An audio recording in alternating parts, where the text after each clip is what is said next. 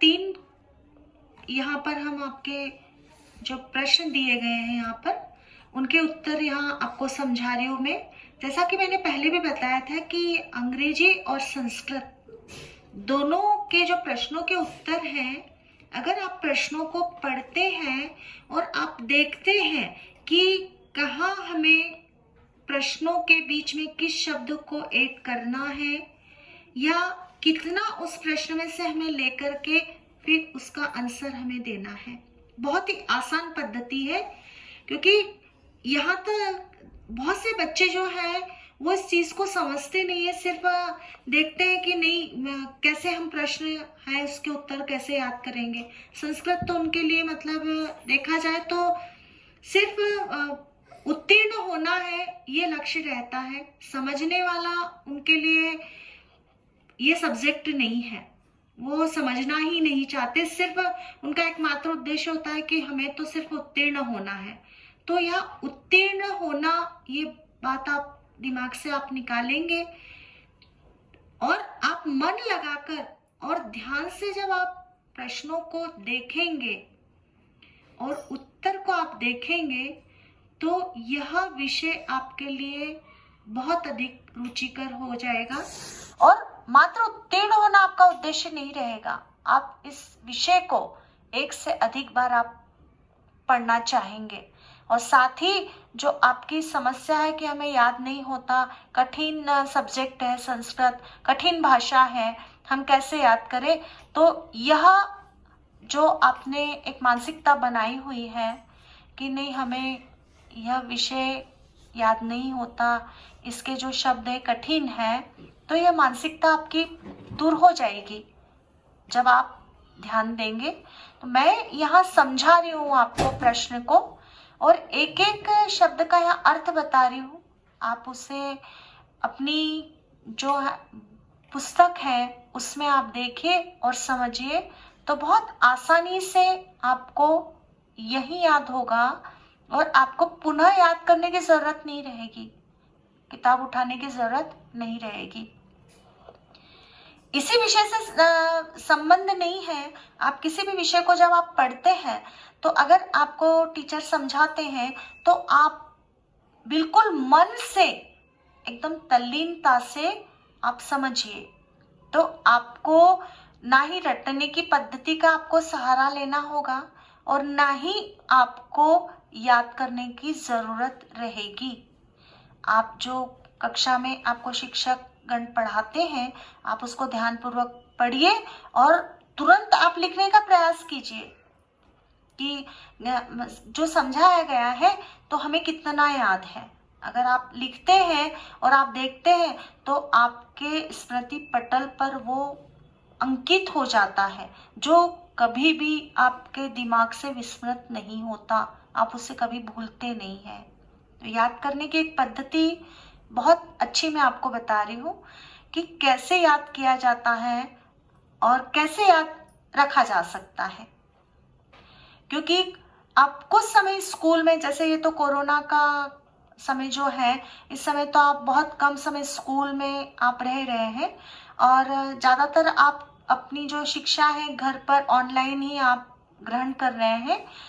अगर आप स्कूल भी आते हैं तो ये जो पद्धति मैं आपको बता रही हूँ अगर आप करते हैं तो आप बहुत अधिक मार्क्स आप परीक्षा में अर्जित कर सकते हैं। मैं अपना अनुभव शेयर कर रही हूँ आपको। और बच्चों ने इस पद्धति से 84, 90 ये इतने मार्क्स उन्होंने अर्जित किए हैं। और आप भी अगर ये करते हैं तो आप बराबर आप इस चीज को समझ जाएंगे कि नहीं बहुत अच्छी पद्धति है और हमें इसका अनुसरण करना चाहिए। जब भी आप याद करते हैं तो याद करने के बाद आप उसे बगैर देखे आप लिखें और स्वयं ही उसे चेक करें। जब आप स्वयं चेक करेंगे तो आपको अपनी गलती का जो है कि आप कहाँ गलती करते हैं, आप उस गलती को आप सुधारेंगे और दोबारा आप उस गलती को नहीं करेंगे। ये बात भी आप समझिए कि जब आप खुद लिखते हैं, खुद चेक करते हैं तो दूसरी बार आपसे वो गलती नहीं होती। और आपको हमेशा आपकी स्मृति में वो बना रहता है। बहुत आसान पद्धति है। आप तो जब भी आप लिखते हैं तो यही सोचिए कि क्लास में हम टेस्ट दे रहे हैं और आप चेक कर रहे हैं, तो ये कि मैडम चेक कर रहे पूर्ण ईमानदारी के साथ कि जहां आपने गलती की है तुरंत अपनी गलती आप वहां पर सुधारिए। आप दोबारा वो गलती नहीं करेंगे और आपको दोबारा वो चीज याद करने की जरूरत भी नहीं रहेगी। प्रश्न पर आती हूँ। यहाँ पर एक पदेन उत्तर लिखिए। यहाँ पर एक शब्द में आपको उत्तर लिखना है। पहले संस्कृत उनके जो यहाँ पर आपको मैं बता रही हूँ कि क्या करना है, तो यहाँ पर उनके अर्थ भी मैं बता रही हूँ, आप समझिएगा। परमम मतलब उत्तम, आरोग्यम मतलब निरोगिता, कस्मात मतलब किससे, उपजायते मतलब उत्पन्न होती है। परमम आरोग्यम कस्मात उपजायते मतलब उत्तम निरोगिता किससे उत्पन्न होती है। तो यहाँ एक शब्द में उत्तर यहाँ देना है कि व्यायामात मतलब व्यायाम से। ख है कस्य मतलब किसका, मांसम मतलब मांस, स्थिरी भवती मतलब परिपक्व होता है। किसका मांस परिपक्व हो जाता है, तो उत्तर है यहाँ पर व्यायामाभिरतस्य मतलब व्यायाम में तल्लीन रहने वाले व्यक्ति का मांस जो है परिपक्व हो जाता है। अर्थात जो आप देखते होंगे कि मोटे व्यक्ति का जो मांस है वो लटक जाता है और परिश्रम करने वाले व्यक्ति का जो शरीर है वो सोविष्ट बना रहता है। यहाँ पर ग पर हम आते हैं तीसरे पृष्ठ पर। सदा कह पथ्य, सदा मतलब हमेशा, का मतलब कौन, पथ्य मतलब कल्याणकारी। सदा कौन कल्याणकारी है, उत्तर है यहाँ पर व्यायाम मतलब व्यायाम। चौथा प्रश्न है के पुंभिः सर्वेषु ऋतुषु व्यायामः कर्तव्यम। के मतलब किन, पुंभिः मतलब पुरुषों, सर्वेषु मतलब सभी, ऋतुषु मतलब ऋतुओं, व्यायाम मतलब व्यायाम, कर्तव्य मतलब करना चाहिए। किन पुरुषों के द्वारा सभी ऋतुओं में व्यायाम करना चाहिए, तो उत्तर यहाँ पर है आत्महितैषिभिः मतलब अपना कल्याण चाहने वाले को। जो व्यक्ति अपना कल्याण चाहता है, क्योंकि आप व्यायाम करेंगे तो आपका ही कल्याण होना है, आपका जो शारीरिक सौंदर्य है वो बना रहना है, चेहरे की कांति आपकी बनी रहती है, आपका ही कल्याण होता है। तो जो व्यक्ति अपना कल्याण चाहते हैं वो व्यायाम करते हैं सभी ऋतुओं में। पांचवा प्रश्न है व्यायाम स्निवन गात्रस्य समीपम के न उपसर्पन्ति। मतलब यहाँ है कि व्यायाम के कारण समीप मतलब पास, के न उपसर्पन्ति मतलब कौन नहीं आते। तो व्यायाम के कारण पसीने से लथपथ शरीर वाले के पास कौन नहीं आते। गात्रस्य मतलब यहाँ आपको मैंने पहले भी समझाया था कि पसीना, तो यहाँ अगर जो व्यक्ति व्यायाम करता है तो उनके पास कौन नहीं आते, तो उत्तर है यहाँ पर व्याधय मतलब रोग। व्यायाम करने वाले व्यक्ति के पास कभी भी रोग नहीं आते, वह कभी भी बीमार नहीं होता। यह एक पद वाले उत्तर है। अब यहाँ पर है कि आपको संस्कृत भाषा में उनके अधोलिखिताम मतलब नीचे लिखे हुए, प्रश्नानाम मतलब प्रश्नों, उत्तराणी मतलब उत्तर, संस्कृत भाषाया मतलब संस्कृत भाषा में, लिखिता मतलब लिखिए, नीचे लिखे प्रश्नों के उत्तर संस्कृत भाषा में लिखिए। प्रश्न है क्रीदशम कर्म व्यायाम संगीतम कथ्यते। क्रीदशम कर्म मतलब कैसा कर्म, व्यायाम मतलब व्यायाम, संगीतम मतलब नाम वाला, कथ्यते मतलब कहा गया है। उत्तर यहाँ पर है शरीरा या सज्जनम कर्म व्यायाम संगीतम कथ्यते।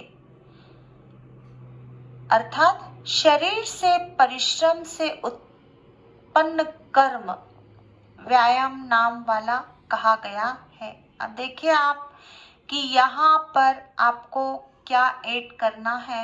यहाँ सिर्फ आपको शरीरा या जननम, सिर्फ आपको ये ऐड करना है। बाकी प्रश्न में से आपको प्रश्न कर्म व्यायाम संगीतम कथ्यते ये आपको जोड़ना है। क्रीडशम की जगह सिर्फ आपको शरीरा या जननम ये आपको यहाँ पर ऐड करना है। पूरा फिर प्रश्न वैसे ही लिखना है। जब भी संस्कृत के प्रश्न आप याद करते हैं तो आप ये चीज आप प्रश्नों को देखिए आप और उत्तरों को देखिए तो आपको समझ में आ जाएगा और आपको कठिन कुछ भी नहीं लगेगा। फिर व्यायामाता किमु पजायते, मतलब व्यायाम से किम मतलब क्या क्या, किमु जायते मतलब उत्पन्न होता है। तो यहाँ पर है श्रम क्लम पिपासा उष्ण शीत आदिनाम सहिष्णुता परमम च आरोग्यम अपि व्यायामात उपाजते। मतलब श्रम मतलब परिश्रम, क्लनम मतलब थकान, श्रम की थकान, पिपासा मतलब प्यास, उष्ण मतलब गर्मी, शीत मतलब सर्दी, अदीना मतलब आदि, सहिष्णुता मतलब सहन करने की शक्ति, परमम च आरोग्यम मतलब उत्तम आरोग्य या निरोगिता किससे उत्पन्न होती है। अपि व्यायामता उपाजायते मतलब व्यायाम से उत्पन्न होती है। परिश्रम की थकान, प्यास, गर्मी, सर्दी आदि को सहन करने की शक्ति और उत्तम निरोगिता भी व्यायाम से ही उत्पन्न होती है।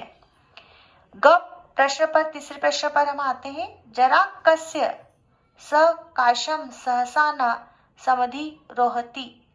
जरा मतलब बुढ़ापा, कस्य मतलब किसके, सहसा मतलब अचानक, समाधि रोहित मतलब नहीं आता, मतलब किसके बुढ़ापा किसके पास अचानक नहीं आता।